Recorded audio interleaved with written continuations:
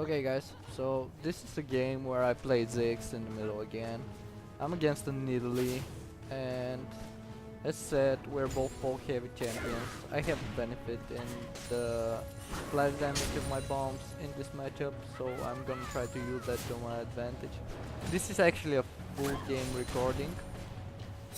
This game my team is not doing very well at the early game, and I'm pretty much changing the way the whole game goes with a few good moves and just keeping my farm up. So at the early stage I'm just poking Nidalee heavily, and nothing much really happens in the very few early levels until Yui actually decides to gank me, which you're gonna see in a bit. I'm overextending a lot. I like to play Ziggs like that, especially versus champions like Nidalee that don't have good wave clear and just they are bad at farming minions under the tower. So it's very good to just push a lot versus these kind of champions and make them miss CS. As you're gonna see later, I'm gonna be significantly ahead of her in CS.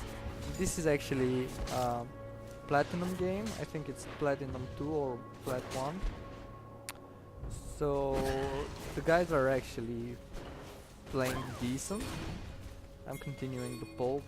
Every time she just overextends a little, stays a little to the creep, gets a predictable path in which I can throw the bomb. I'm just doing that, and my mana at the early stages and the early levels is very good because actually, oh, that's the moment. So he ganks me, he deals a lot of damage. I just put my zaplings on the floor. He cannot run.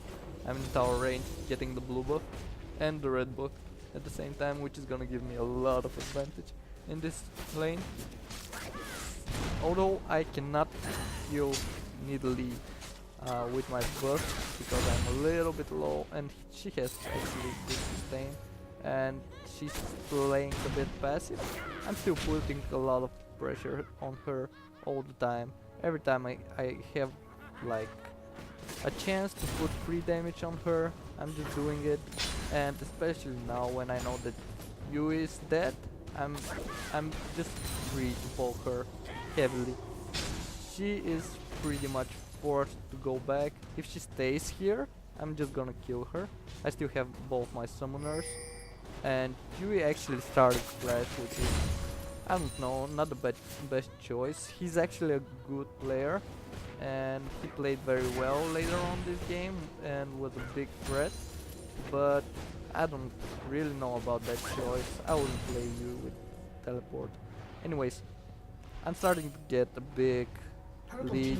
I'm full HP, full mana because of the blue buff. I'm just putting as much pressure here as I can. Ziggs is actually very good at sieging towers and putting pressure on towers when someone is missing. And I have a ward here, which tells me that I'm not gonna get ganked from top, from bottom, and I have a ward here that I just placed, and I'm not gonna get ganked from there. But I kind of need to back because I have a lot of gold right now. I'm gonna buy, I think, a chalice. Let me see. I'll buy chalice here. Yeah, chalice, boots, some wards, because I feel that the pressure is gonna be on me. Our top tower is already gone, which is why they have like 1k more gold and they're farming actually better than us. But I feel that Yui is gonna be focusing on me mainly because we see Rengar here. He's starting to go bottom because he pretty much has nothing to do here. He really is freezing the lane, so I know that he's here because of that ward.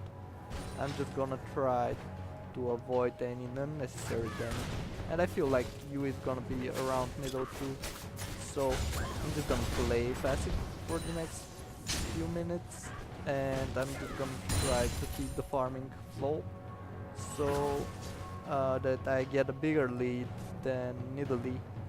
I'm actually 2.2. I'm 500, no, 400 and a little bit ahead of her. I'm still seeing where she's going. She's heading bottom. As she does that, because I don't want my lanes to fall even further behind, I'm actually following her. I did spot that she was here, and I'm gonna go there in a second, but I still don't know where Rengar is, so I'm just close to bottom. I can just help him with ult or something like that, and maybe that can decide the fight in our favor.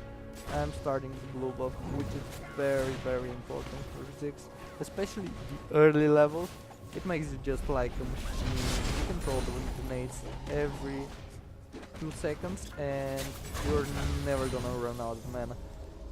Especially versus Nidalee, if she doesn't have the blue buff, you're gonna have such big control over the lane.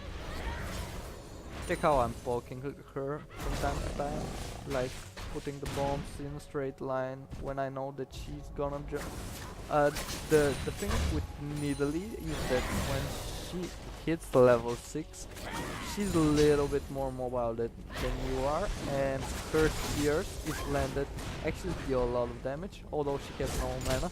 I'm just continuing to fold, and that's a kill. It's an overkill, but well, an overkill is still a kill, so I'll take it. 2-0 for me. Only Leona has died. Irelia is starting to farm up Rengar because she froze it, but still our top tower is missing and the gold lead is in their favor. Amumu is a little bit behind, but I think that he's playing decent Amumu right now. He's not the best farmer. Only lane that I'm really concerned of is bottom lane, because I feel that they're the weaker lane and that they're gonna fail in a bit. They have the experience disadvantage here. They're only level 5 and the enemies are level 6, so they're eventually gonna drop a little bit behind and gonna give a few free kills, but we're gonna change the course of that. I'm gonna focus at some point to team fighting and helping them, and especially okay, that's I think the moment where they're gonna die. Oh yeah, Nidalee gets the kill. So we're taking, as we see Nidalee roaming, they're trying to take the Drake. As the Mumu goes low, he's actually available to get one-shotted by Nidalee spear, so I start tanking the Drake. This still doesn't even the gold, but I'm far ahead of Nidalee. Let's check the gold. I'm 3.3. I'm pretty much 800 ahead at this moment. Her spears actually start hitting for some significant amount of my HP. I'm gonna be more careful now with that, and from this moment on, since there is no top tower and they have a Rengar which can just jump on me at every time, I'm gonna start playing a little bit more passive, especially with Yui with a lot of damage, and one spear from Nidalee can just pretty much erase me from the map. Yui is now 2-1, as I said, he's starting to make some damage. I don't really approve the Rigor Lantern, but okay, check here. I just tried to farm the race. He went aggro. I barrier baited him.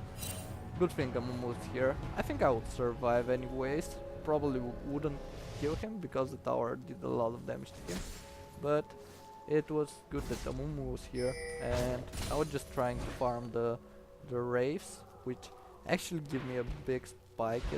As Ziggs, you can clear them very fast because you have AO, and it gives you a lot of spike in your levels and in your gold. As you can see, I have already Athenes. Nidalee has only stacking tier, so I am very far ahead in this lane.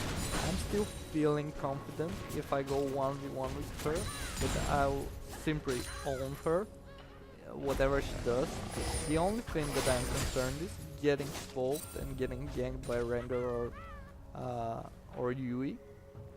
As you can see, we're chasing here. He's gonna try to escape. I think he's my advantage. We get the kill. I was actually heading this way, if he actually decided to start going from here, I would be able to just... I'm getting this one. I'm not missing any CS or just one CS, which is definitely worth it to take the race. For that, Amumu is doing fine job now. He has 3 kills, which is pretty strong. I also don't know about that item right here, but yeah, item choice is not the strongest points of some players. I start roaming bottom because I still feel that they're in the disadvantage. They have tried 3 times and Lucian is actually a lot stronger than our Sivir. Not a lot, but yeah, early levels he's stronger. So I tried to roam bottom from here, but then when I got spotted I just immediately backed off because they would be ready and waiting for me, and I could have been ambushed. I could jump over that wall with the W, but instead I just decided to trade with Nidalee here because my trades are stronger. As long as she just misses her spear, I'm pretty much safe to do whatever I want with her and abuse her as I want. So I'm backing, gonna put it on speed 2 for a little bit so that we don't delay the things too much with unnecessary talk. Rengar is coming middle lane, they're trying to poke. Bottom lane is actually doing a good job. Yui dies. Middle is trying to get a kill. I got a matchup with Rengar here. I don't really favor this matchup, but yeah, I am ranged, I poke heavy. I don't care about Rengar. As long as he's not in range to jump straight over me, I'm fine. Getting the blue again, check the CS, I'm pretty much 40 CS ahead of Nidalee and I can roam significant amount. So the poking and the zoning that I did in the first few levels actually did a great job in snowballing in this lane. The GOAT is pretty much equal now, we're a bit ahead. There is gonna be a massive fight around Drake in a few minutes, and I think that we could have lost the whole game there, but I got a little bit lucky at the end. You're gonna see what I'm talking about a bit later. Still, it was all calculated. Poking continues, gonna put it on speed 2 again. There is a fight over here, he's gonna try to take a kill, and he's actually gonna escape. Slippery Rengar, yeah. But still, that's a move down for Rengar. He has to back. We can put pressure here. I actually took the middle tower at one point where there was Nidalee was not in the lane, so I put the pressure there. I'm actually spotted here. I don't care. Yui has a lot of damage. I'm almost killed. I got a flash here. I'm running, but check how I'm gonna just stay here. Gonna fall for a little bit. We stop Drake, and that's the good call over here. Irelia is a retard, obviously, because we're just taking unnecessary damage. I'm gonna try. If they try to chase us, we're gonna get... And Yuri just teleports. I see that they're starting it. I pretty much calculate the damage that they're dealing. Hybrid and so on. Ziggs has slain the dragon. Gold favor, purple team. Otherwise we would actually be 1k even more behind of them at this point. But this was a little bit lucky ult by me, but I'll take that break any day, because this actually gives a lot of items to my team, and I'm actually starting to get pretty big. Let's see the goat. I have 6k, she has 4.5, pretty much 1.5 k gold in my advantage. She is very far behind of me. Still, her poke does hurt a significant amount because she's Nidalee. And check out their siege here. Bottom lane is simply failing this game. it's maybe not their fault, but still, it's my job to just help them. I'm heading here, zoning him, getting a kill, starting to chase Nidalee. We probably cannot chase Nidalee, so I just back off. One more kill for me, I'll take that. And what am I doing? I'm going back. I don't waste time just chasing Nidalee. She's a retard, obviously. She tried to kill Amumu with two guys at the back, so even if she did kill him, she would die anyways. So I'm just pushing at the same time. I got that 3 guys of them. The big threats for me are dead. Put some pressure here, and like tower pressure in the games is very important. It's pretty much even more important than getting a kill, because if you actually get a tower low, or if you actually kill it, which is gonna be the best case scenario, you're gonna put the pressure over the whole map. So as this middle tower here is missing, I'm pretty much free to roam in this whole area, and I'm not that scared because there is no tower here. They cannot hide here and wait or something like that. This is defended area that I can walk through. I'm still a little bit cautious about this Rengar. He does have a lot of damage, as you can see, and Q is pretty much beast damage at this point. It's just how the champion works, but he's very susceptible to crowd control, especially hard stuns. Check how I'm just jumping from here, starting the drain from the blue buff from over the wall, jumping with my W, makes it a little... I'm gonna stop it and try to... Check how much damage that would did just with these items. I'm gonna finish it, and here I'm gonna try to finish on Yui, but yeah, Yui has a lot of damage. That's... I don't know if that was my fault or Leona's fault and I just tried to help her or something, but I really wanted that blue buff, and still we had no vision at the whole area. There is another fight here. It looks like we're gonna win it. Irelia gets killed, they jump on us, Irelia is gonna survive eventually, so 2 for 2 is okay. At the end, our team is still very close but ahead of them.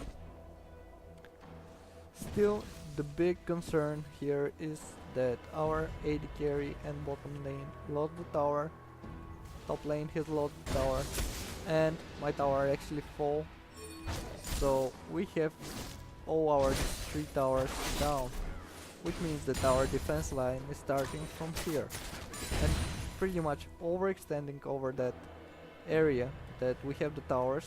May mean that someone is gonna die if we don't have good vision coverage, which is pretty much Leona's job, but with the season 4 changes, everybody from the team has to ward. I'm actually focusing on getting big because I feel that I'm the main damage source in this game and that I'm the most significant person so far, although Irelia is starting to get big. Because she has Trinity, she can actually deal a lot of damage too. Let's see what's gonna happen here. Irelia is gonna jump on him. I'm just gonna put that, she's gonna jump out. I felt that. But still, I think that we're gonna win this fight. Rengar dies. That spear actually hurts. Amumu is not with us. We are 4. They were, I don't know, 4 or 5. Maybe Lucian was missing, but still, a kill is a kill. We got it on Rengar. He's not worth that much gold, but he is still a big threat because of the damage that he has. If he jumps on me, I'm gonna get melted very fast. So I'm thinking that I'm gonna get first the Rabadon here, and after that I'm gonna start building the Zonius, which is gonna help me sustain the Yui and Rengar burst and maybe help me dodge Nidalee here. So yeah, I got the Raven, I'm starting the Zonias. Let's see the GOAT. I am 2k even more ahead, 66 CS. Things are looking pretty good for me in the matchup with Nidalee. My damage is significantly higher at this point. Drake is up, we're gonna try to take it. I'm the one blinking it and telling them to group. Team communication is very important also, because if there is a shot caller in your team, like saying go there, do that, back off, spam those blinks to tell them what they to do, it's pretty much making your whole team work as one, instead of everybody making a different decision, and just at the end it pretty much never works out well. There's gonna be a fight here. We're gonna get this. Yep, take the damage. 6 damage OP. We pretty much erased them here. The game is gonna be very long actually. There are 10 more minutes almost of it. And I'm gonna just fast forward a bit. I don't think that anything important is gonna happen here. We can see the map. Yui is there. Some cases. Yui survives. I'm actually going to bottom lane. I'm 4-1 here. And I am very far ahead of Nidalee, and I'm top farm in the whole game. Ziggs is a really easy farmer as long as you know when to put your Qs so that you don't miss a creep, because sometimes it's very slippery. Okay. As soon as he comes, I'm gonna just jump off because his damage is retarded. I don't really want to deal with it. We're gonna try to turn this one around. Irelia is chasing. He puts the blade, passive on, and yep. She's dead. But okay, she survives, so whoa. Okay, that was close. We got the kill at the end. 2v2. We came out ahead. Irelia is actually doing a good job in this match, which is pretty much determined by the fact that she froze the lane here at the start at level 4 and 5, and Prender was forced to go somewhere else. He was actually doing better before that, but by freezing she did get a big amount. Okay, so I'm gonna just rewind, jump back, see what happened here. I'm getting the blue, something. Okay, Leona's getting caught. She's trying to escape. Don't know what she was doing over there, like, are you crazy? I'm trying to save her, I actually get seems like a dangerous situation. I didn't know if there were many people here, so I put the barrier on. Maybe not the best decision, but still, better safe than sorry in some cases. Irelia is going in now. I do want to finish my Zonias. I think I have it here. Oh no. I have the large rod, which is still a big power spike. I would definitely go back for that. I would prefer to have the Zonias straight up, but it was kind of risky to stay that much more. I'm just gonna change the Fog of War to all so that we can start doing everything on the map now. This is team fighting phase, and this is pretty much what's gonna be happening from now on. I'm at bottom, farming. Wanna get my Zonias. I really wanna get the Zonias before I start. And check how I'm just trying to farm it up. I do that, I back off straight up and try to join for this team fight. This team fight is not gonna go well. because I wasn't there. But that was something that the team should know. I was actually blinking for them to back. So, and this Leona is really damn retarded. Don't know what to do there. Anyways, I really wanted that item because Rengar and that guy and Nidalee can pretty much delete me if they engage on me at the right location, at the right time. So Zonia is very important in this match. I actually want to spot what's going on there, and as you can see, I actually get the vision. I'm gonna try to take it. I don't manage by a very little margin, but the Ziggs is very good at taking Nashers. Now this is the point where the game actually gets really hard. Check the goat. Goat is absolutely even. The towers are 4-3 for them, so they have a little bit of advantage here. The kills are a little bit in our favor, but they're not that important at this stage of the game. So what is more important is that they have Nasher buff, which is gonna give them a lot of stats. And this is actually a scary point where I thought that it may slip, but check, we get that guy, we erased them. He had nothing to do here. Like, he got straight up caught in the middle of nowhere for no reason. This is a big mistake that many players do, especially if you're a squishy AD carry or AP carry.